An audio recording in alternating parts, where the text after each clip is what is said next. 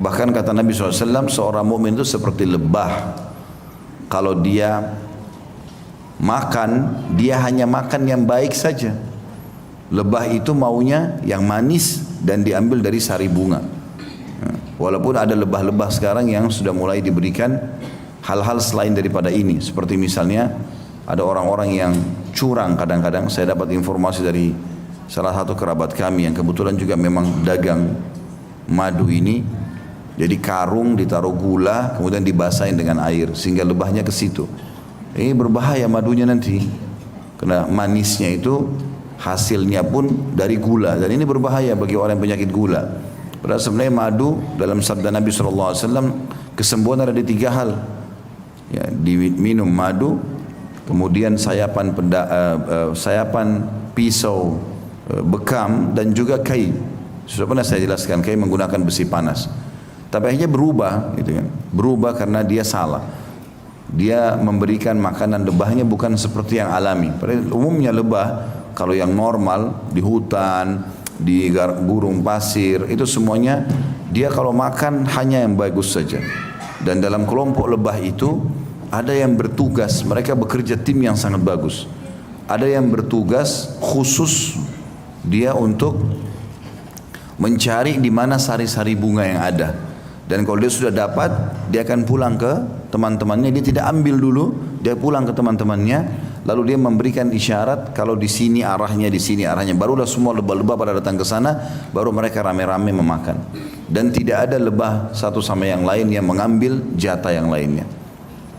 Maka lebah, kata Nabi SAW, kalau makan hanya makan yang baik saja, manis dan dari sari bunga, gitu kan. Kemudian kalau dia memberi, dia hanya memberi yang terbaik. Dia hanya mengeluarkan madu, dan madu juga bagus bagi manusia, sehat. Bahkan Allah SWT sebutkan memang madu secara khusus dalam surah An-Nahl, surah tentang lebah ini, disebutkan bahwasanya dia akan menjadi syifa linnas, obat untuk manusia. Kalau di Timur Tengah teman-teman, madu itu dijadikan sebagai obat untuk semua penyakit. Mereka betul-betul yakin dengan sabda Nabi SAW. Ya. Jadi bukan hanya sekedar untuk stamina, tapi sakit apapun. Seseorang teman yang saya kenal dari Syria mengatakan pernah ada orang kena, dia tabrakan, batok kepalanya pecah. Dan datang ke dokter, dokter mengatakan sudah tidak bisa buat apa-apa. Maka kerabatnya waktu pulang, ada satu yang memang sangat yakin dengan sabda Nabi SAW ini, mengambil madu kemudian meletakkan di antara belahan kepala itu. Subhanallah, dalam hitungan jam batok kepalanya bersatu lagi. Tapi kadang-kadang orang tidak memikirkan masalah itu karena kurang keyakinan. Nabi SAW kembali ke bahasan kita tadi mengatakan orang mukmin seperti lebah. Dia kalau makan yang bagus saja, dia kalau memberi juga yang bagus, dan dia kalau hinggap di sebuah tempat tidak merusaknya. Kadang-kadang sarang lebah teman-teman, walaupun dia bergantung di ranting atau pohon yang kering, itu tidak jatuh, ya, tidak merusak itu.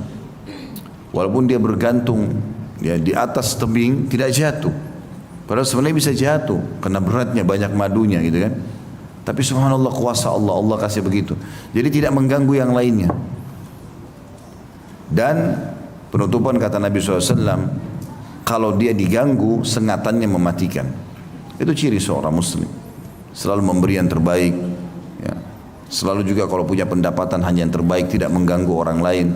Dan kalau dia hinggap atau datang di sebuah tempat, tinggal di sebuah komplek perumahan, di RT, di RW manapun, di negeri manapun, dia selalu bermanfaat bagi orang lain. Tidak pernah tidak.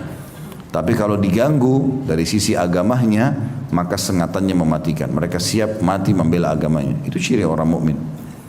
Oleh karena itu teman-teman, tidak boleh sama sekali kita masukkan di kamus hidup kita mengganggu orang lain. Hasad dengan orang lain, iri, tidak boleh.